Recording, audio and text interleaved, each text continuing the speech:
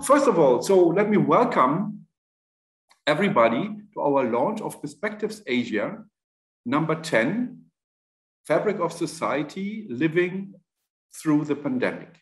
My name is Axel Hanna-Sievers. I'm the new director of the Hong Kong Asia Global Dialogue Office of the Heinrich Böll Stiftung. I'm here only for the last 2 months. So I have been involved with this latest issue of Perspectives Asia, but only in the final phase. And many other people have contributed, and some of them you will get to know today.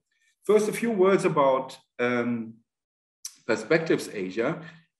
What is Perspectives? It's a joint publication by all the HBS Asia offices and our head office. The idea is to bring in views and debates, approaches and ideas from authors of the countries and regions where we are working, providing insight on particular thematic areas from what one may call a green political perspective, political green, in a pretty wide sense. HBS in Asia produces 1 or 2 editions every year, usually with a particular thematic focus. We had issues on digitalization, on migration, on food. The previous issue actually was one on sports and politics. I'm trying to show it here. It's a little bit difficult in the screen. Maybe some of you have seen it. Sports and politics was planned on the backdrop of the Olympics. That time we had been very fast because the issue appeared about 1 year before the Olympics actually took place. When we conceptualized the current issue of living through the pandemic, we had hoped that we may be able to see and analyze outlines of a post-COVID world, hoping to see a recovery, perhaps even a green recovery. This hope has not materialized. We still find ourselves in the middle of the crisis, which has undergone several iterations, each with new challenges. People are experiencing severe outbreaks and public health crisis in some places, severe and extended lockdown and isolation in others. Many people in Asia have experienced the last 18 months as a stop and go between restrictions and opening up, like the red light, green light children's game prominent in Hong Kong, after which we have called our editorial to the issue. Today, vaccination is making progress, but very unevenly so. Vaccine justice for poor countries and population remains a major concern. At the same time, however, in Asia, higher per capita GDP has not necessarily translated into higher vaccination rates. Issues of trust and diverse public policies have brought pretty diverse outcomes that have to be analyzed and understood on a country basis.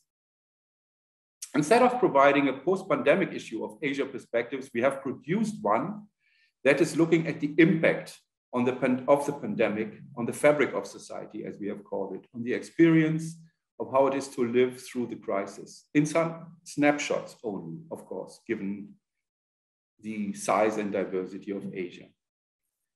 Some contributions to this issue take a look at politics and their impacts on people's lives. Virtually all contributions talk about the interaction between how people or specific groups of people act and react, and how public policies provide or fail to provide a framework for their actions.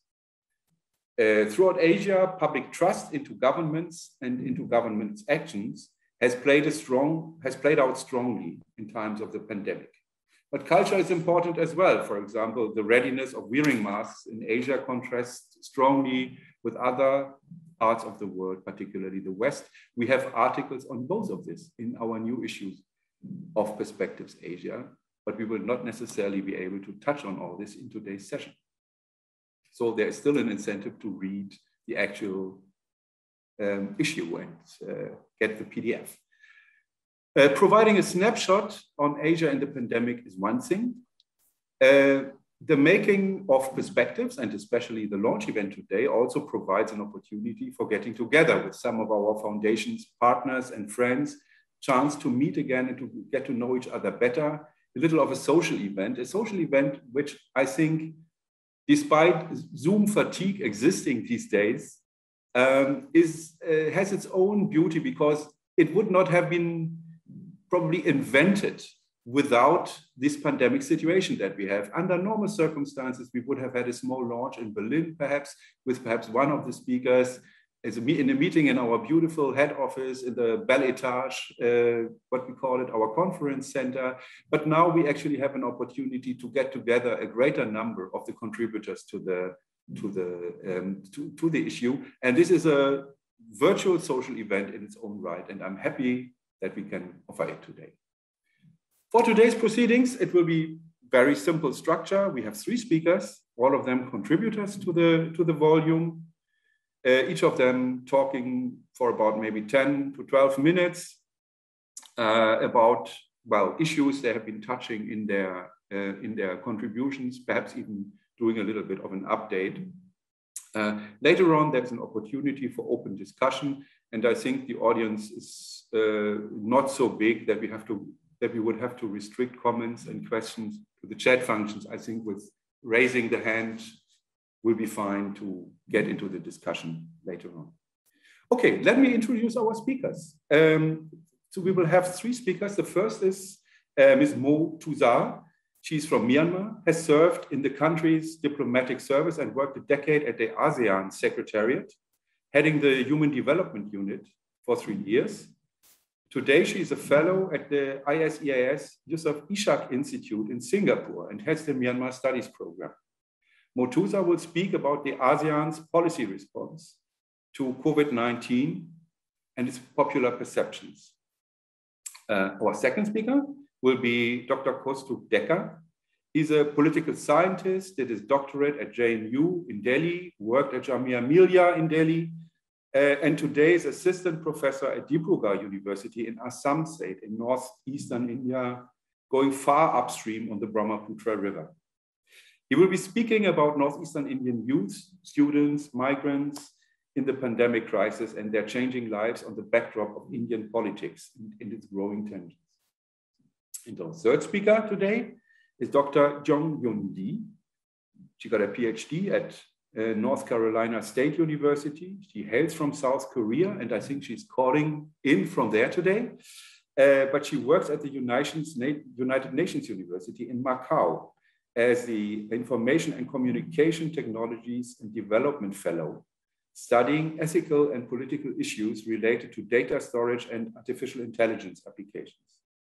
Today, she will talk to us about how South Korea's often famed high-tech enabled COVID response had its own shortcomings and created new or updated injustices and imbalances, especially for women.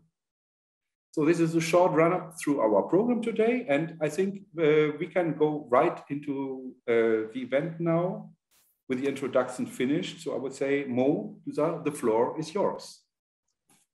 Thank you very much, Axel. A very good afternoon to everyone who have joined the panel for the panel launching the publication and giving us the floor to share some of our insights that we had contributed to the publication. With everyone's permission, I'd like to share the screen. So before I go into my presentation proper, I'd just like to show you this little moving graphic, which basically tracks how the cases spread in the Southeast Asian countries that are in ASEAN from last year up to now. As you can see, when the pandemic started, it was the first case was reported from Thailand, but during the first and second waves, it was really Singapore that seemed to be bearing the brunt of the infections. But as we stand now, well, as at 29th of August, which the data has tracked, the most number of confirmed cases in Southeast Asia among the ASEAN countries is in Indonesia. And you can see that Philippines, Malaysia, Thailand, Vietnam are the next in the top 5.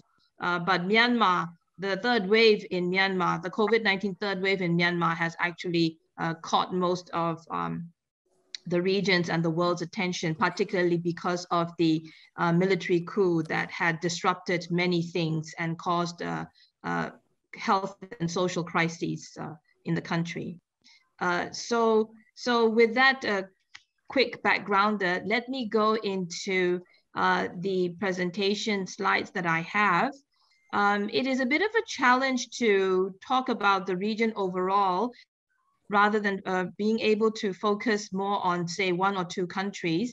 But I think it's a good exercise for me also to maybe take off my Myanmar hat for today and put on my ASEAN hat, and then look at what have been the regional responses and how they will play out in terms of the way that ASEAN regional cooperation mechanisms and processes take place.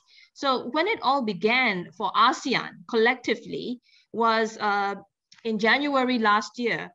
As mentioned, the first case confirmed that was COVID-19 was discovered in Bangkok. But within the span of a month, the ASEAN member states under the chairmanship of Vietnam, 2020 was Vietnam's ASEAN chair year, issued a statement, which was called a Chairman's Statement on ASEAN's collective response to COVID-19. So they recognized the need to get together quickly to start talking about how do we manage this across borders. And that was based on the experience that ASEAN countries had with the SARS epidemic in 2003, followed by the avian flu pandemic in 2004, during which the ASEAN member countries, particularly the health ministries and later on also the agriculture ministries, got into the practice of agreeing to share cross-border infection information quickly and timely, and establishing hotlines among the ministers and various officials who are supposed to be dealing with this at both the central and localized levels. So ASEAN was, in a sense, reactivating these communication networks and channels, this time in the context of the COVID-19 pandemic. So from the first case in January, by March, all the ASEAN member states had reported cases of COVID-19, and the first wave was present, you could say, in Southeast Asia among the ASEAN member states. And so by the end of that first quarter of 2020, in April, there was a special ASEAN summit on COVID-19. And as Axel has mentioned, the video conferencing technology really came into play. The member states could convene quickly and effectively. Preparation for this meeting was also done over the virtual platform. And one thing that they managed to do was also to get the +3 countries, the countries of China, Japan, and Korea, who collectively are known as the +3 in the ASEAN +3 framework, to meet with the ASEAN leaders immediately after this special ASEAN summit. So there was a recognition also that the ASEAN countries needed to coordinate with countries in East Asia, particularly China in this case, for virus that could spread across borders. This slide shows what Vietnam has listed as ASEAN's signature initiatives on the COVID-19 response. And these were all set up in the course of 2020. So these are mechanisms to deal with this pandemic that were not present in earlier instances during the SARS epidemic of 2003 or the avian flu pandemic later on. So at the ASEAN Summit in April, Vietnam, as the chair, proposed this COVID-19 ASEAN Response Fund, and ASEAN's dialogue partners actually pledged amounts up, amounts up to 10 million at the time to that fund when it was proposed and launched. The regional reserve of medical supplies was also launched, but it's not a physical reserve. This is something that ASEAN does in terms of pledging to donate and keep in reserve certain equipment and supplies in their own countries, in their own national jurisdictions, But when a country is in need, when the need arises in terms of public health emergencies and so on, then the country that was keeping all these equipment and supplies in reserve would then send it to the country in need. So this is, again, trying to be creative about an existing ASEAN mechanism for sharing supplies and reserves, in this case for COVID-19. There were also documents and frameworks to ensure that some coordination happened regionally. So the health ministers had the strategic framework for public health emergencies, and there was an ASEAN Center for Public Health Emergencies and Emerging Diseases established with the assistance of Japan. And the ASEAN Comprehensive Recovery Framework and its implementation plan is still currently in operation. Different people in the sectors of ASEAN regional cooperation are looking at how to work for recovery, although I think the realization set in very soon in 2020 that it was probably not quite yet the time to talk about recovery. Similarly, the ASEAN Travel Corridor Arrangement was agreed to, but the Secretary General of ASEAN in mid-August had already updated a public forum that this would probably need to be worked out through a patchwork of bilateral agreements, because there are different travel procedures and health procedures and protocols for each country. So this is really, I think, a capture of what ASEAN is about. There can be a regional agreement, but implementation is national. And for that implementation to happen across borders, there's a lot of bilateral negotiations and agreements that have to be worked out. Now, this one shows the index of stringency, the stringency of measures. And most of the ASEAN countries started developing more stringent measures to contain or prevent the spread of the virus as the different waves of the virus rippled through each of their national jurisdictions. And you will see that countries like Myanmar, Malaysia, the Philippines, Vietnam, and Indonesia all had pretty stringent measures at a given point in time, rather than the others. This is based, these numbers are drawn from the Oxford Stringency Index, and I have provided the link for those of you who are interested to go and check this. Basically, what I wanted to highlight here again is following from the previous slide about not all the countries that have effectively or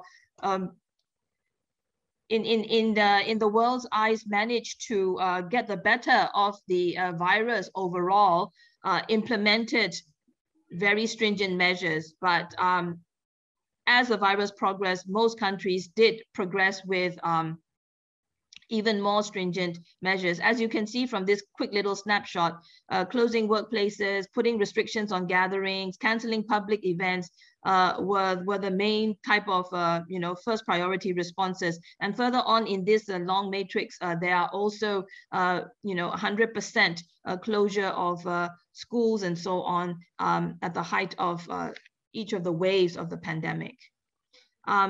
Which brings us to November 2020, and that was when ASEAN confirmed the COVID-19 response fund. And this was because of the effect that was feeling, that the region was feeling. All of these figures that have been put together by the news website Reporting ASEAN really shows the pain that ASEAN was feeling collectively, that the ASEAN member states were feeling in terms of the economic impact, despite the amount of cash that had been spent in terms of a stimulus package. So the need for looking to recovery was also quite imperative. And actually, I think in 2021, people were starting to think about, with the availability of vaccines, there would also be a hope for a kind of like an earlier recovery for several of the ASEAN member states. Now, in January 2021, when the hope for vaccines loomed among several ASEAN member countries, Thailand had the highest willingness and interest to get vaccinated when a COVID-19 vaccine became available and their country's government could access that vaccine. But about 6 months down the line, if we look at it, vaccine willingness among the ASEAN member states, it is the share of people willing to get a vaccine was and is highest in Singapore. It's not that the other countries do not have high percentages, but that is how it is. And there are also there's also a quick snapshot of the share of people who have been fully vaccinated. This is as of mid-June, and the numbers have been progressing. And of course, the percentage of the population, the people who think the government is handling the pandemic well, it's quite high in countries, as you can see, Singapore, Vietnam.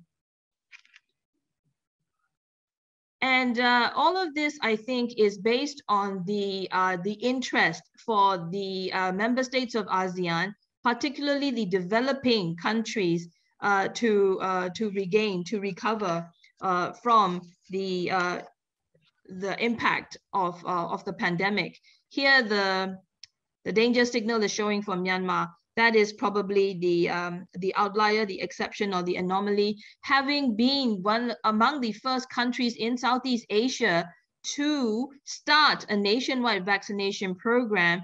The military coup on February the 1st this year has really plunged Myanmar decades back, and it has basically caused the collapse of an already fragile health system. So Myanmar currently is, I think, still going through, but coming out very gradually from a very devastating third wave of COVID-19. And the military junta, even though it had stated that it would continue with the COVID-19 vaccinations and economic recovery, implementation and reporting and basically handling the COVID-19 third wave by the military junta has been a tragedy. But again, going back to January of this year, when hopes were still a bit positive, there was overall approval across the ASEAN member states of their government's COVID-19 response. As you can see, this is from the State of Southeast Asia survey, where 60% approved. And the breakdown by country, you can see that there was a high or strong approval, which again, you can extrapolate as a kind of like an indication of confidence or legitimacy towards the government's performance with regard to the pandemic. But that was, as I mentioned, as at January, as at earlier this year. And now, I think now in the third quarter, so to speak, I think the public trust in the government efficacy to manage the COVID-19 impacts on both economy and society is a little bit different. We have seen that, you know, populations of Thailand, of Malaysia, I think they have voiced out their disagreement or their dissatisfaction, and it has affected the political survival of leaders in Thailand and Malaysia in different ways.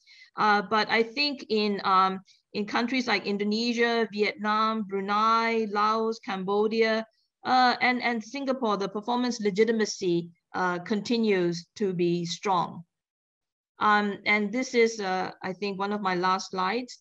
Among the recommendations on what can be done to better address COVID-19, these are the three top recommendations: to offer better financial relief and subsidies to citizens impacted economically by COVID.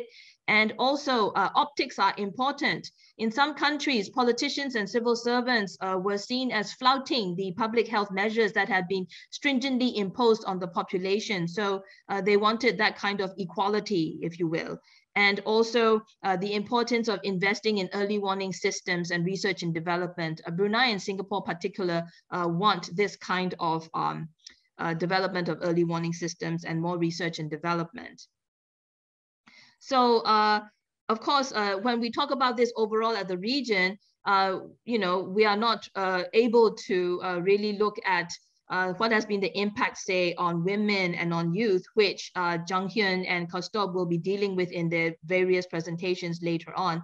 Let me just quickly summarize that. I think if it comes to the situation of women in ASEAN impacted by COVID-19, there are many studies and reports about how women have been disproportionately affected, similar to women across the region, across the globe, because women are those who tend to be mostly in occupations in the informal sector, or whose remuneration and contribution to the economy are less recognized.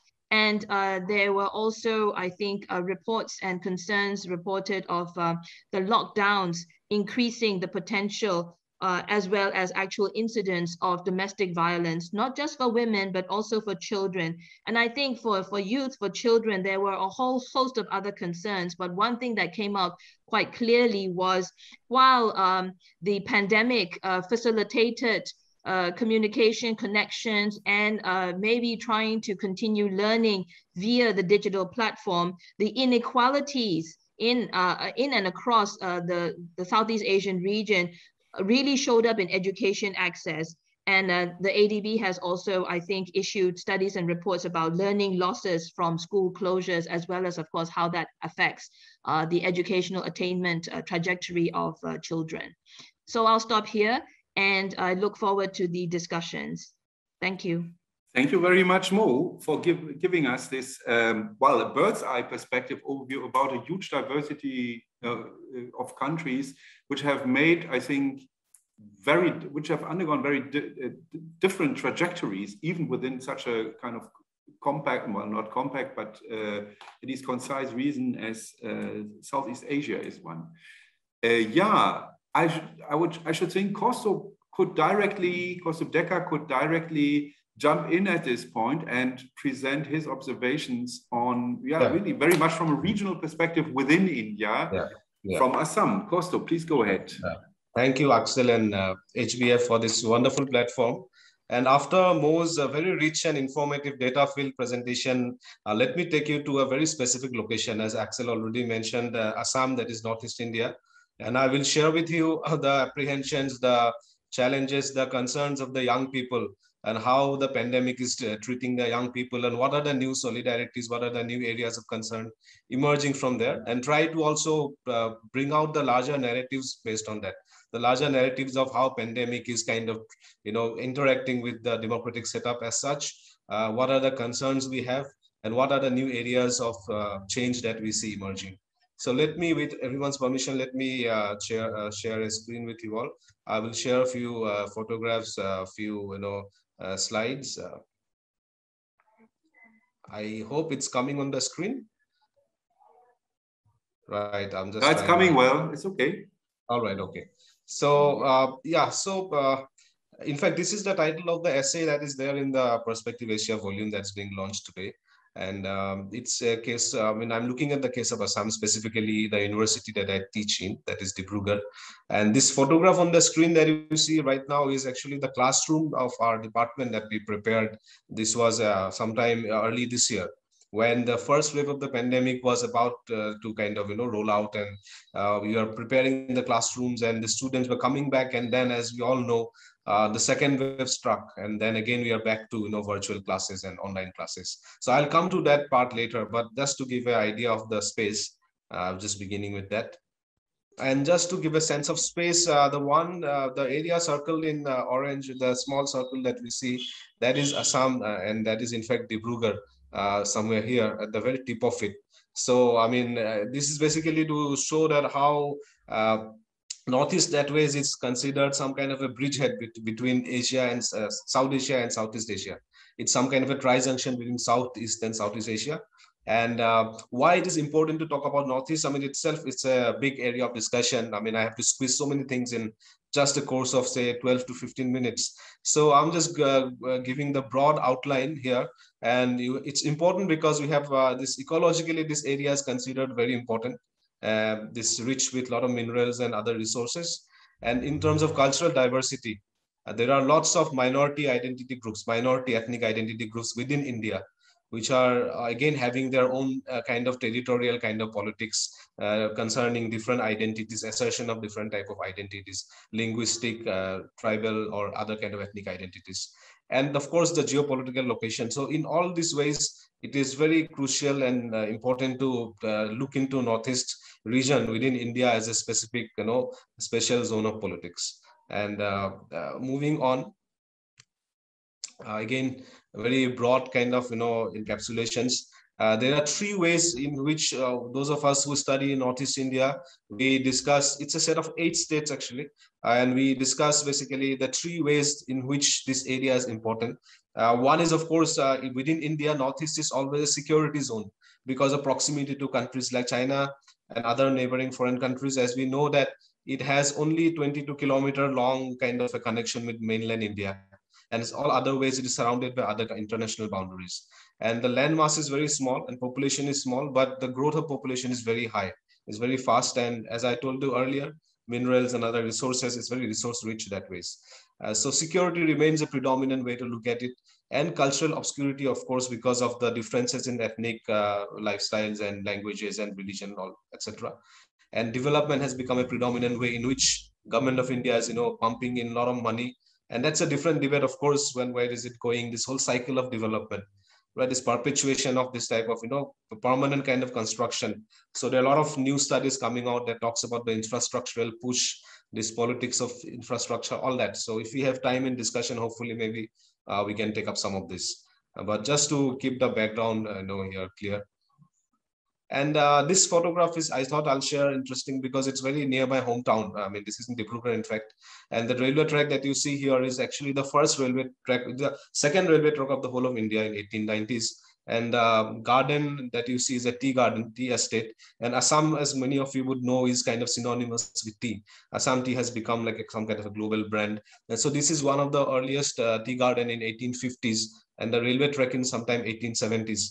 So you have, in one picture, we have like this very clear illustration of some kind of an extractive kind of economy. And this railway track was, of course, laid down to go to the coal mines, which is not far from here.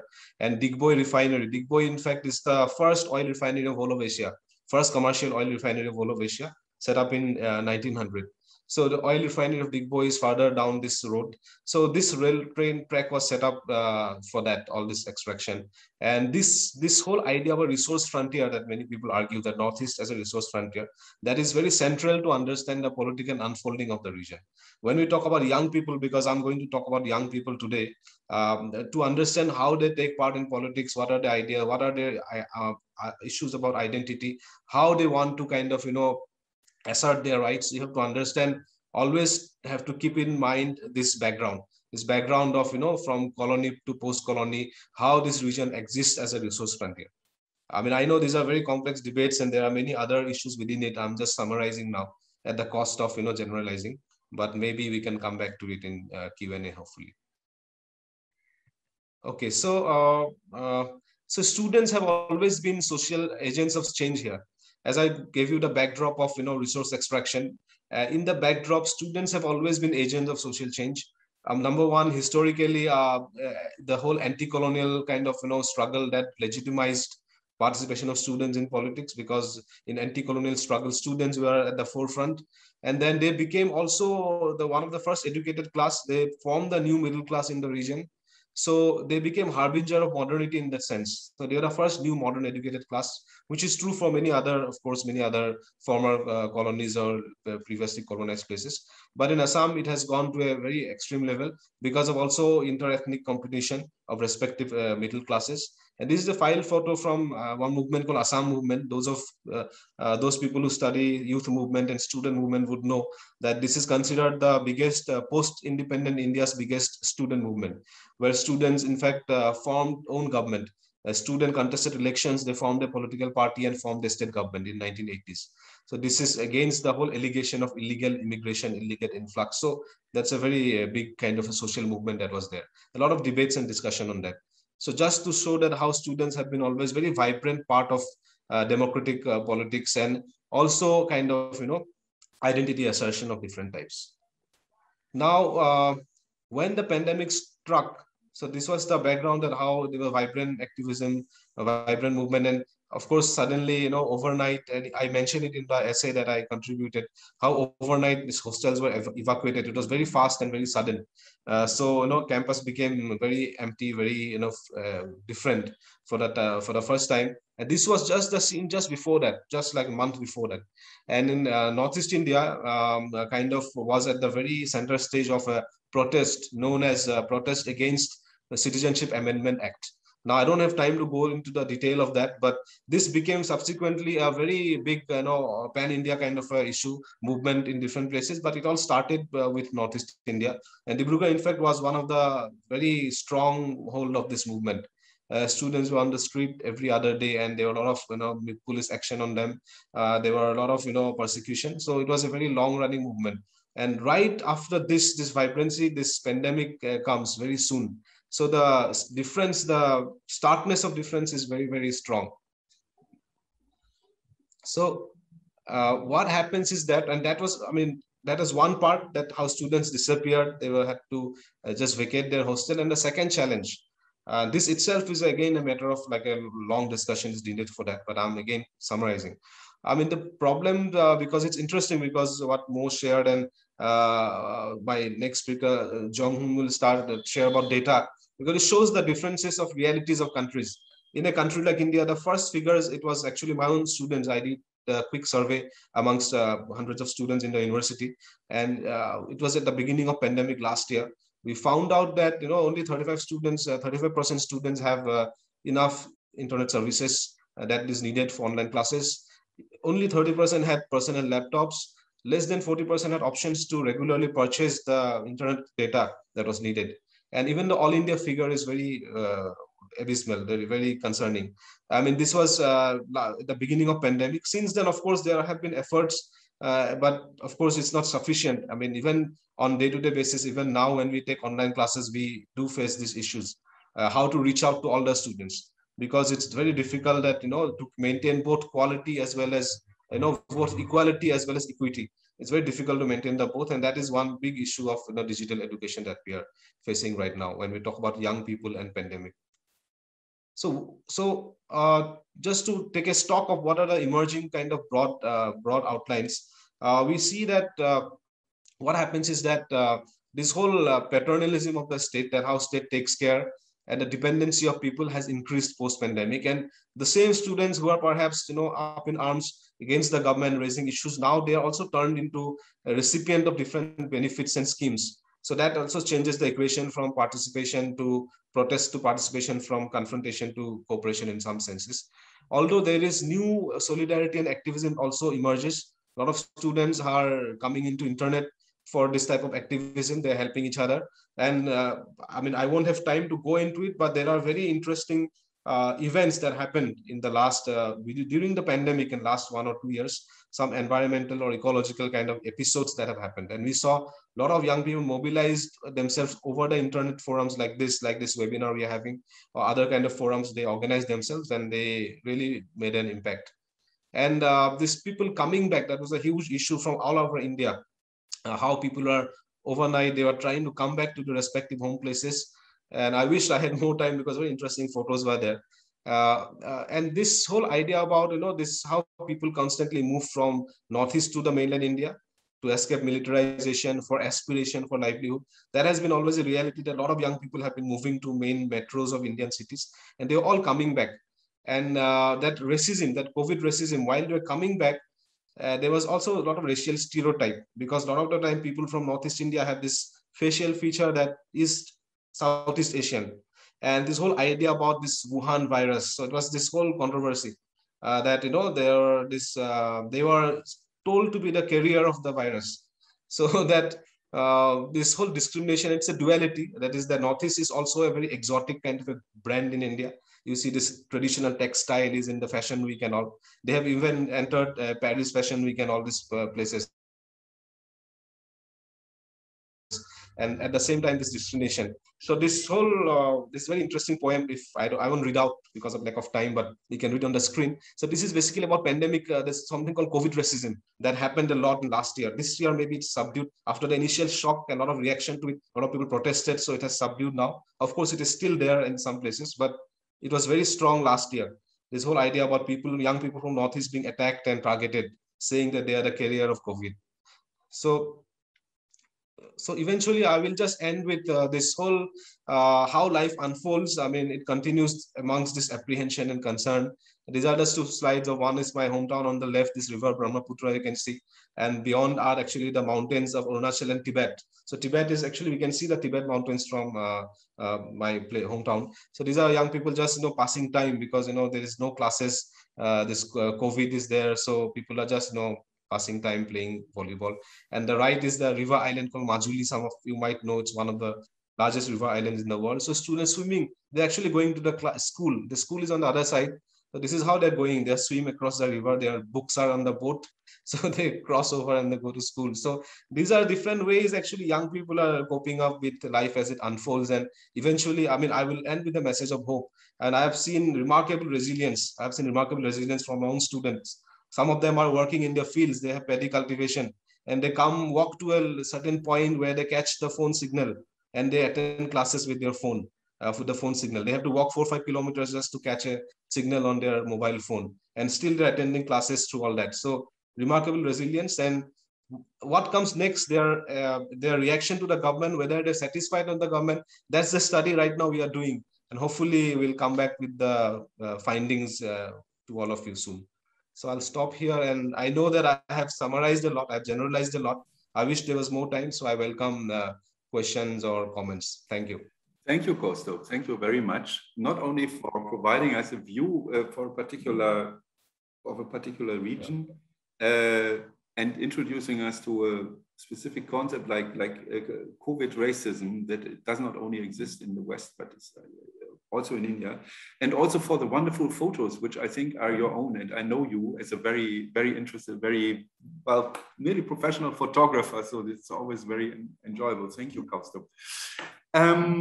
Yeah, Jong-Yoon, I think, can I give the floor to you now to speak about the experience of South Korea with a particular view on IT and the gender equation under COVID?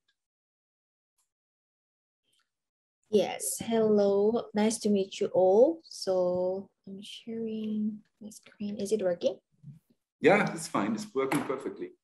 Okay, thank you for the opportunity for joining and listening all these cultural aspect of COVID-19 in Asian context. It's really joyful moment for me. So this is Jong-Hyun Lee, who is working for the United Nations University Institute in Macau, but physically working in South Korea due to COVID-19. So today I prepared the story of South Korea during the pandemic by envisioning how we can move forward after the pandemic. So before the stage of vaccine, South Korea was well known as one of the country managing COVID-19 quite well. So let me start with a quick summary of South Korean COVID-19 strategy and situation. So in February last year, about a month before the WHO declared COVID-19 a pandemic, South Korea experienced its first peak in the graph. So with the mass infection at a local church, so South Korea experienced the first wave, and now at this moment, the August 2021, with Delta variant, we are going through the fourth wave in the country. Unlike many countries impose lockdown to minimize the spread of virus, from very beginning to now, South Korea never shut down the economy or closed national borders. So instead, South Korea used digital technology to respond to the pandemic. So I assume, as you all know, with the world highest ownership of smartphone and high-speed internet in South Korea, all virus-related information, government and guideline, and local infection rates, such kind of information goes digital. So all of the South Korean citizens get daily mobile alert about those kind of information related to COVID-19. So also work goes to telecommuting and classes conduct on online platform with a high rate of smartphone ownership, internet, and then like Wi-Fi and computers as things. So in prepaid, so this is we call the new normal relying to the digital infrastructure in South Korea. And after 1 year of COVID-19, about 1 year of the COVID-19, in preparation for the post-pandemic world, South Korea established a 5-year-long policy roadmap called Digital New Deal. So it is composed of 4 major areas of digital infrastructure and digital industry with the 12 specific goals. So that one is a promise of digital transformation across different social sectors like government, industry, and education.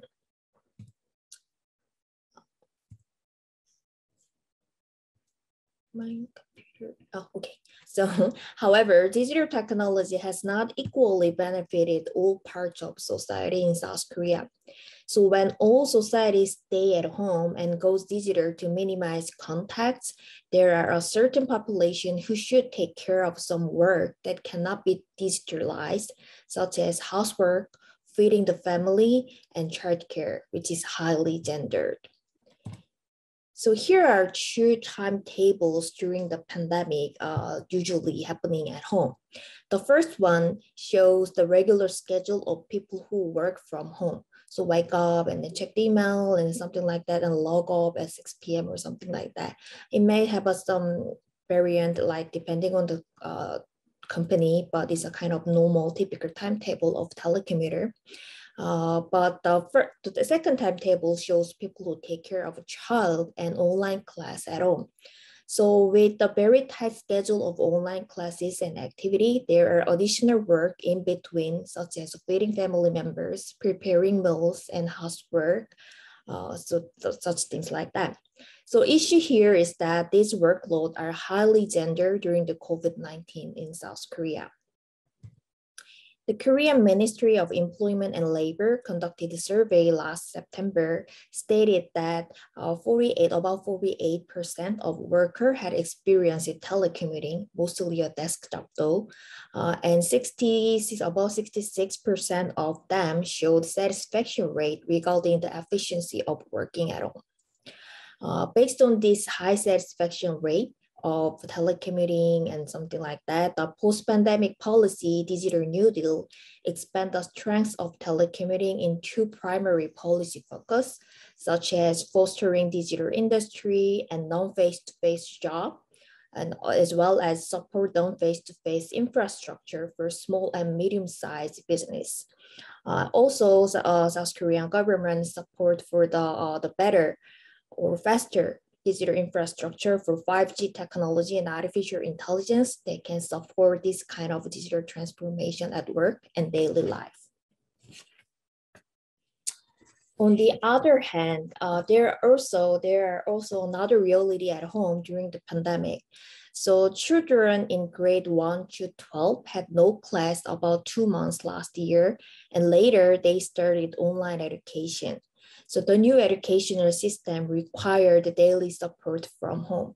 So of course, some of the population in South Korea also suffered from the lack of efficiency, lack of the digital technology or internet service or something like that. But for the most of South Korean, that wasn't a major issue.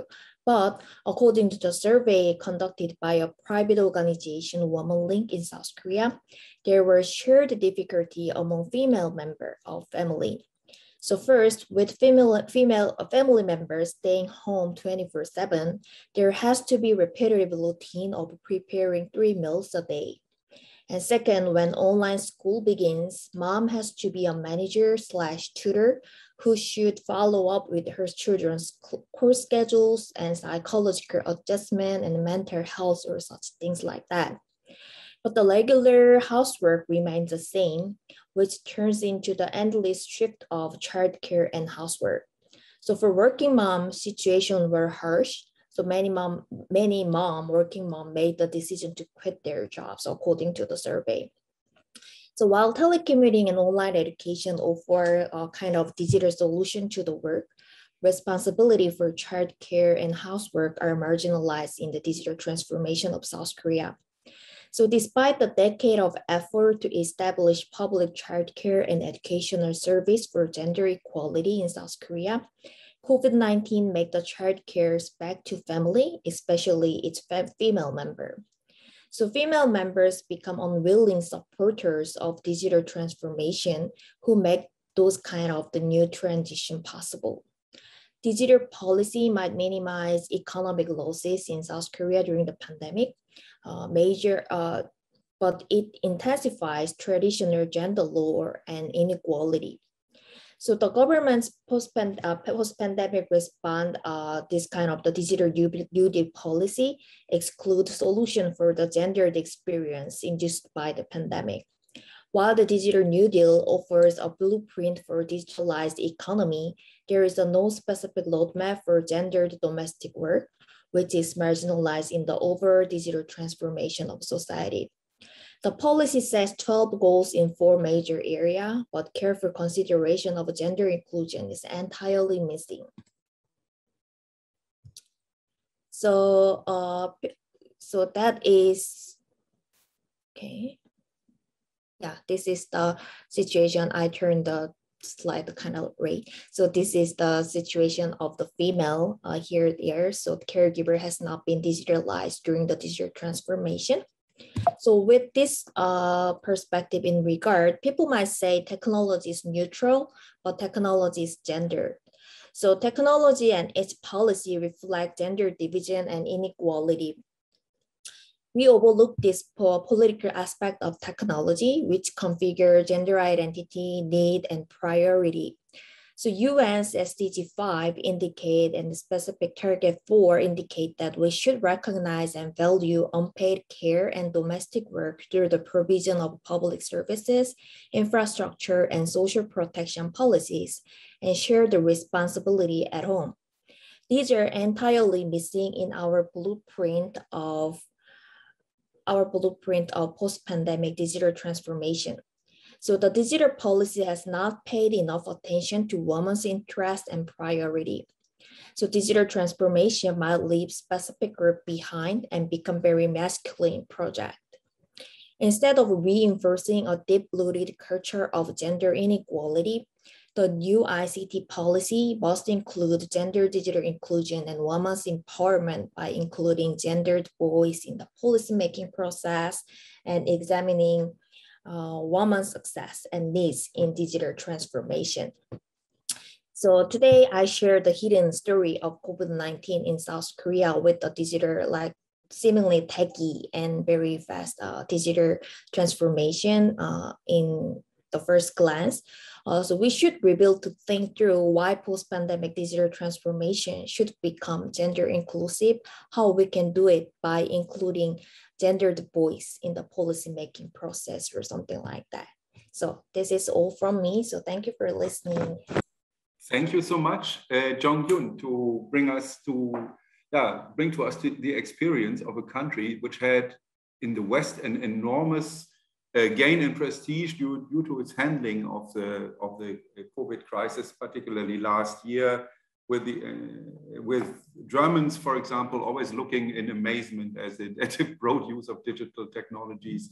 But it has its dark sides also, and it has its and high tech and social conservatism can go into a very interesting mix. And South Korea provides an example. And there's hope that policy decisions will be made that perhaps are really more helpful, particularly for women in this situation. Yeah, thank you very much for the 3 contributions. We are, of course, like always in those events, we are a little bit beyond time. I'm not worried about this because I think I have just the right to extend this certainly with a discussion session for another 15, 20 minutes as was originally planned. So I'm just wondering right now, do we have right now any kind of comments or questions from the audience? Let me see, is anyone raising his hands here? You all know how to find the raise hand button. It's under reactions. And nothing coming up in my screen. Okay. Did we such a well? We did a comprehensive overview, but not that comprehensive, I believe. Okay. While you may still be thinking about questions, comments, and so on, let me talk a little bit more. Oh yeah, Susanne Ludwig. Susanne, I haven't seen you for a long time, so please unmute yourself and just make a comment, please. You have to unmute yourself. Yes, yeah. Thank you very much. Hello, Susanne. Hello. Thank you very much for all these comprehensive presentations, which were very gave us a very good overview. So I was just wondering, in the case of South Korea, because I think this is something that happened internationally, that the household care work, that there was a re-traditionalization of household work in the world. So I wondered, do you have any ideas how to counter that? So because I think it's more based not so much in the COVID crisis, but more in the tradition, and not the development so far, and not the progress, and the very precarious progress, I would say. So I was wondering whether you have some ideas how to develop a digital policy that is countering this. Thanks, Susanne. Thank you, Susanna. So yeah, this is the kind of international issue as well. And then the issue here is the housework and kind of caregiver work, those kind of work going back to the family due to the COVID-19. So in South Korea, it's not a digital policy, but we have established a lot of national policy to build, like public institute or public childcare service or something like that. And even during the COVID-19, we government established a few services called like emergency childcare or like emergency institute or something like that, but that wasn't really working for working mom or some of the mom who is a caregiver, because of the kind of social deep-rooted culture aspect of like that's mom's job. So like no dad or no man can take those kind of advantage or benefits from the policy side or something like that.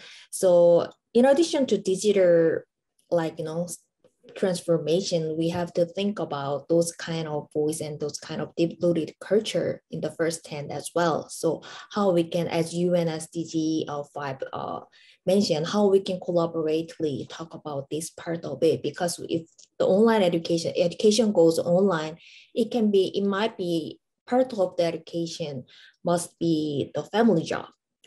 So it should be a family job, and then collaboratively with all the family member. So we should think through before we think that we should discuss about like how we can set up the online infrastructure for the education. In addition to those kind of questions, we have to also think about how we can set up this kind of the culture. All of the family members collaboratively contribute to the online education or the telecommuting as well. So those kind of things. And also for the digital transformation policy, I don't know, I don't have a very specific idea right now, but when I look through all the digital New Deal in South Korea, it is all about the industry and economy or something like that. But if I think a small step, something like digital literacy program for mom or like students, or those kind of like digital inclusion program, that can help, I think. So, and then need a policy support as well. So at this point, only small like university or small like private organization has those kind of movement to enhance the public awareness of digital literacy or like gender equality in digital inclusion, gender digital inclusion, something like that. But I think that really need a policy support with some kind of program. So that is kind of my major thought about your answer from your question. Mm-hmm. Yeah, thank you, Jong-Yoon.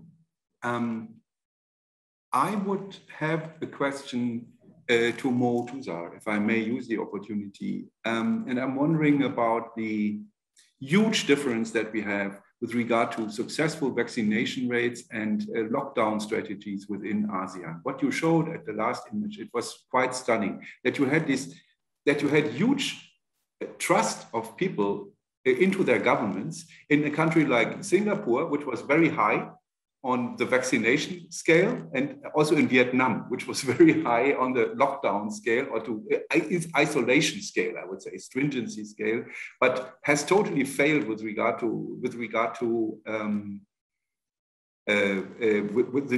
vaccination strategy, and finds itself now in a rather desperate strategy. So we have this huge gap, yeah, between countries which were successful in vaccination and countries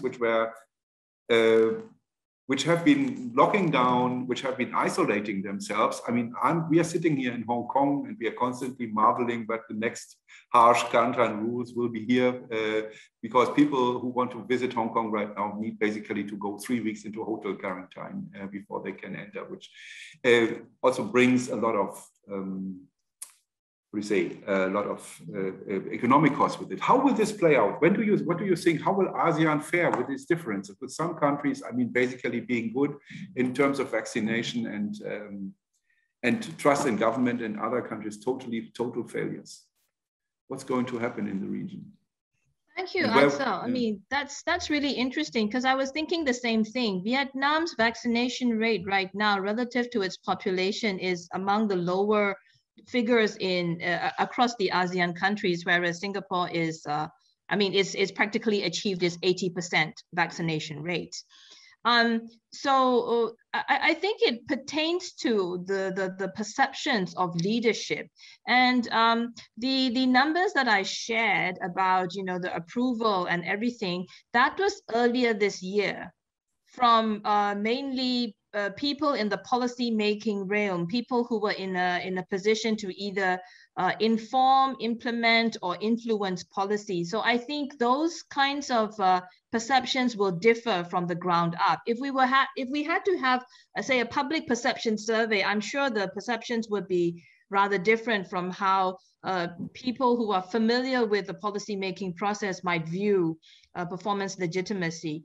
But I think, be that as it may, we can also look at the participation, if you will, of the members of the public with regard to the lockdown measures and other restrictions. I think in Singapore, there were a few cases of people violating either the quarantine requirements or the movement restrictions. Not so in several ASEAN countries. In fact, I think across the ASEAN countries, one refrain that I keep hearing from most of my contacts is the weak enforcement. The weak enforcement, even though there are stringent measures, and some of these we see more visibly than others, across the board, there seem to be some kind of weak enforcement and also maybe confusing communications, even though, I mean, there are different communication methods employed. So I think these factors need to be taken into consideration when we also look at what constitutes public confidence. Of course, when we consider political already the political variables or the political factors brewing in each country, that is another consideration. And we see this to some extent in Thailand. In Malaysia, well, Malaysia just had a new government. There's a new prime minister. And I guess Prime Minister Muhyiddin probably just, started his term with the COVID and ended his term when I think the region is planning to, trying to emerge from COVID. And of course, in Myanmar, it's really a tragedy in the sense that the National League for Democracy government it was not without shortcomings. I mean, apart from personal leadership, I think that was another thing. The personal leadership shown by the leaders, the heads of state or government of a country. Despite all of that, there were these governance and enforcement shortcomings and confusing communications.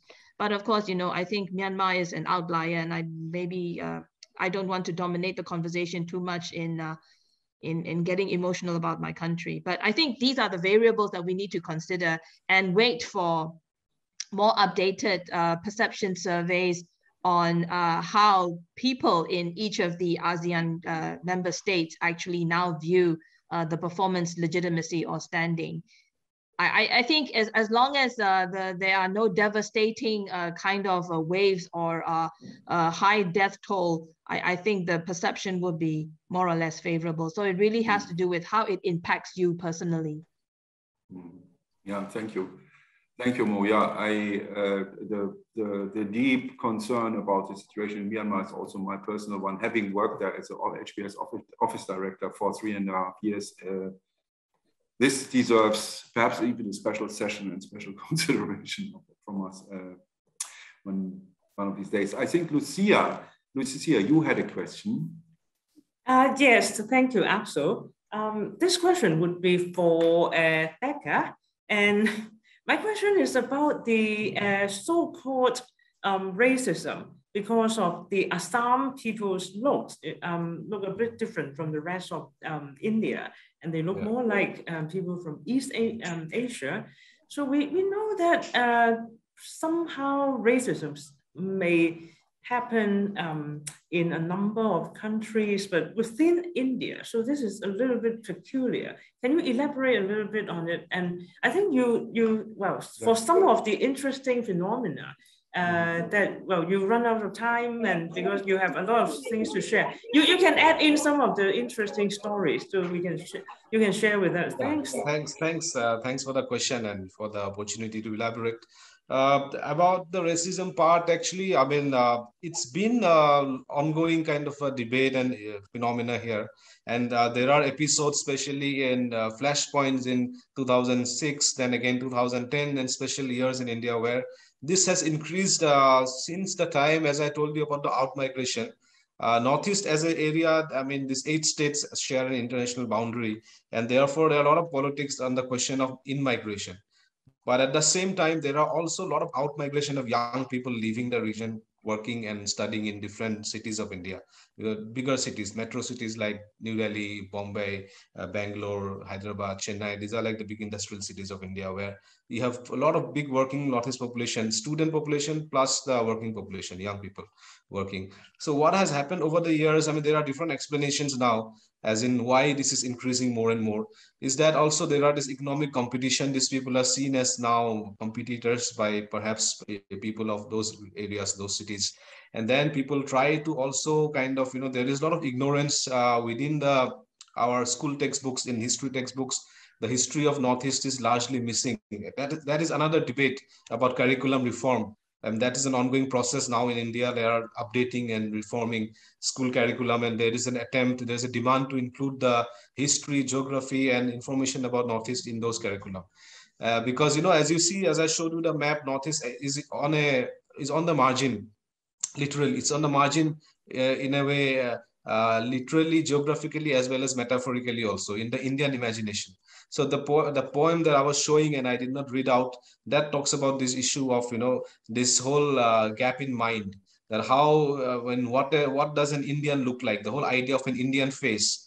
There are very interesting academic works also on that the whole constitution of the Indian face. So, I mean, in that, this whole idea about this, these are very sensitive words, but in India we use, I mean, these prototypes, quote unquote, Mongoloid prototypes. Right. So, I mean, that is not included in the concept of an Indian face.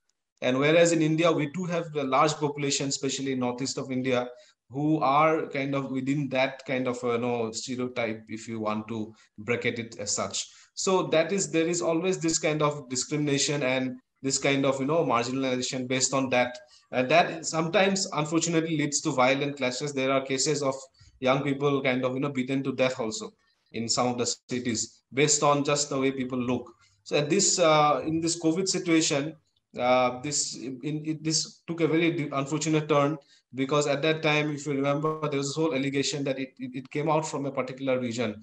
And then, although this whole geopolitical tension that India keeps having off and on with the neighboring countries, especially with China, so it's an abuse here.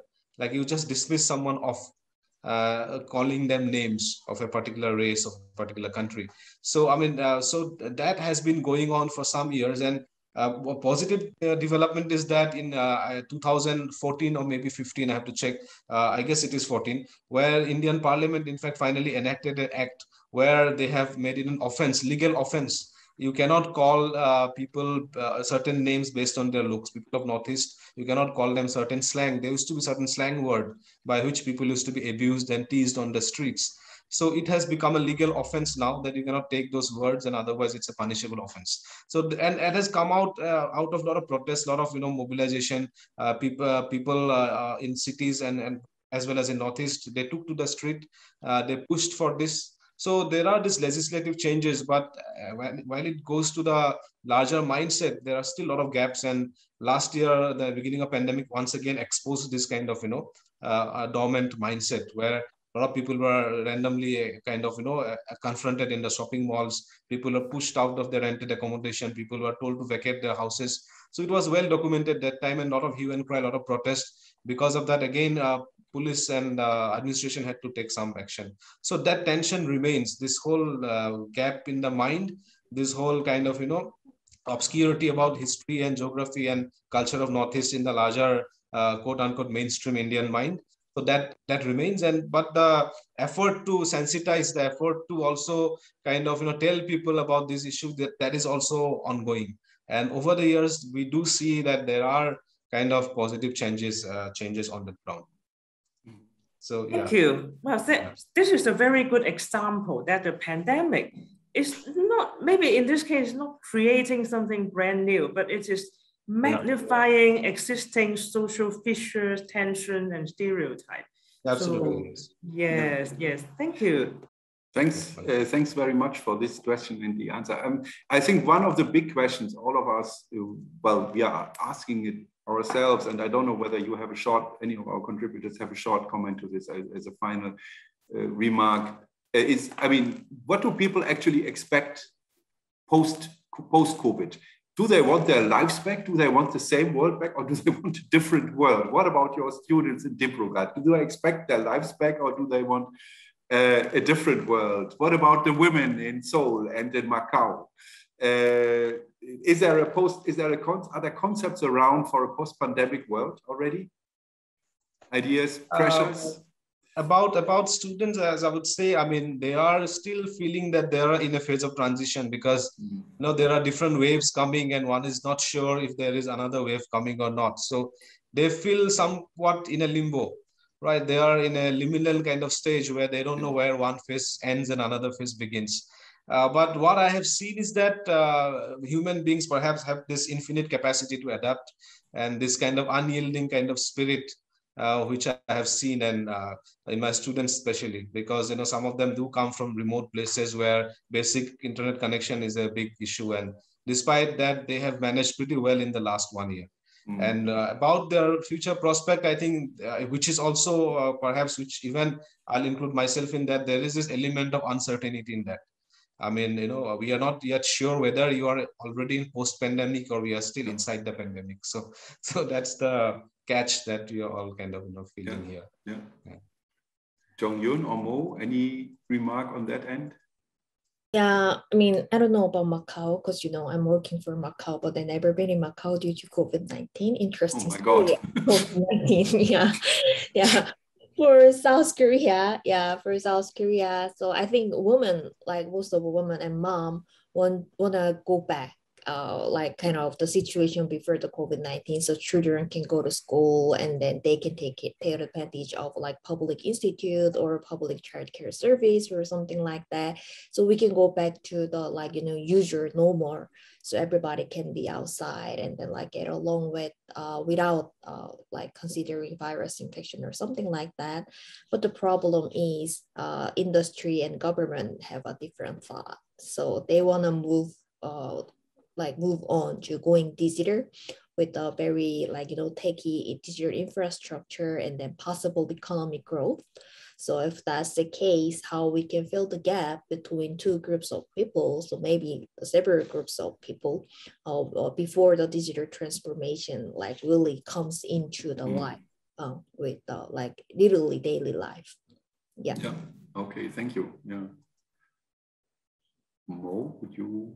I think, you know, generalizing, well, it's not good to generalize, but across the ASEAN member states, what I'm seeing is migrant workers are quite adversely affected, not just people in the informal sector, but there are huge numbers of migrants, economic migrants, in several of the ASEAN countries, and their lives, I think, have been quite adversely affected by the pandemic because, you know, everyone tends to develop a me first kind of attitude when it comes to safety, security, even surviving during lockdown. And we've seen this play out. If we talk about, you know, the impact on women, yes, working moms, I think I've heard my friends, my friends in the professional field also yearning, expressing this yearning for somehow a return to the pre-pandemic type of situation where you did have a kind of schedule that allowed you some break without a continuous, you know, having the need to continuously focus your attention on various aspects of your life. But there are also working women who are domestic helpers. And their lives, I think, have also been affected in a way that maybe they yearn for the pre-pandemic days to escape from maybe more restrictive measures imposed by employers on top of the restrictions that the various governments in the countries that they are working have come out with. So I think there's a whole notion about what constitutes employment and social safety, and also the kind of, you know, the coping with all of these challenges is something that's confronting many of the governments in ASEAN countries. Even in terms of employment, there's whole new explosion of the gig economy. Nevertheless, if you list yourself, say, as being employed for a certain number of hours a week, even if that employment is delivering food, you are considered employed, and that goes into the employment numbers. But is it really employment in a way that is gainful and so on? So I think these are very difficult and hard questions that governments will have to confront when herd immunity, or, you know, the last vaccination shot has been reached, which actually it hasn't been reached in most of developing Asia. No, it hasn't. Thank you very much, Mo. Yeah, we actually have. I now do a final little bit of advertisement for our perspectives issue. We actually have articles and a beautiful photo story about migration and migrants under pandemic conditions in our issue. We also have interviews from China comparing the experiences of people between SARS and the COVID situation. We even have a little piece of science fiction from Hong Kong, imagining how COVID may be remembered in 10 years' time.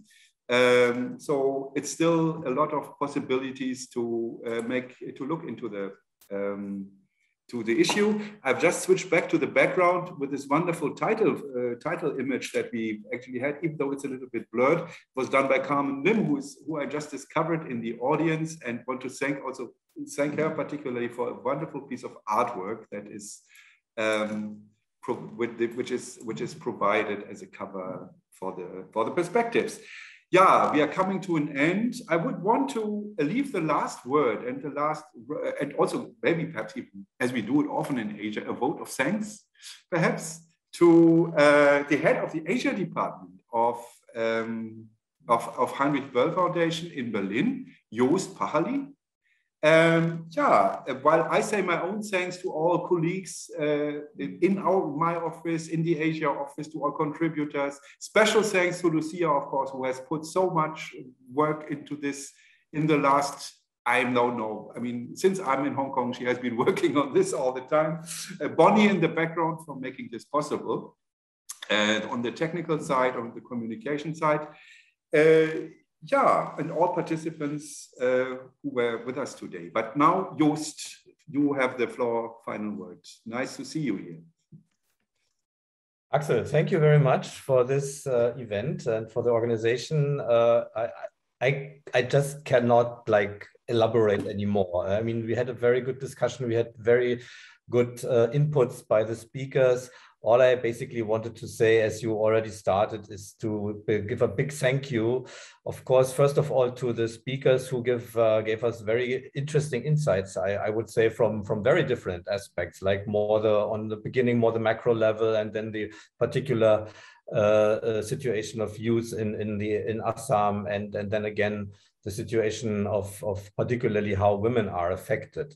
So big thanks to you three, to Axel, to the whole team. And of course, I can only add the thanks to, I know that Lucia has been working day and night to bring out this issue, organize this event. So thanks a lot, Lucia, and the whole team in Hong Kong, which is kind of working behind the scenes on this one. I just want to say maybe one more thought. I mean, the title of the publication is Fabrics of Society. And I was very pleased to learn from this discussion that we really looked into the social relations. What does a pandemic to social relations? And of course, it's very important not to forget migrant workers, not to forget how this impacts women's lives and minorities. So, and I think this came out even out of this very brief look into the insights, came out very well from the short discussion we had here. And I think it served the purpose fully. It made, I hope, all the listeners more curious to really get a copy of the publication and get into it a little bit more deeper. But I would also like to refer to the idea of which Lucia just brought into the discussion, this magnifying glass, which this pandemic is. And this shows me very clearly, again, these issues have not particularly to do with the pandemic, but they have been there before, but they become much more visible. And I think this gives us also the idea that we will have to follow up on all the issues which have been mentioned here in the future. And I think I can say that in the name of Heinrich Böll Stiftung, particularly the Asia desk and the colleagues in all the offices, we will follow up on this. And maybe before I forget this also, of course, I would also like to thank all the contributions from the other offices where also all the colleagues worked on bringing out this issue. So let me say thank you again, Axel and colleagues and speakers. It was wonderful to join this event here, and I wish you all a very good rest of the day. Thank you. Bye-bye. Thank you very much, Joost. And perhaps, okay, yes, here we go. Thank you, Bonnie, for bringing in the QR code with a direct link to the perspectives issue available now to the PDF, which is out there, and which also contains an online, kind of online dossier, which has taken some of the articles, but also some additional material. For example, a whole video production from India looking at the fabric of society from the perspective of HBS partners in India and much more. So it's worth a look. Thank you very much, everybody, and sorry for overusing a little bit of your time, but I think it was worth it. Thank you very much, and bye-bye.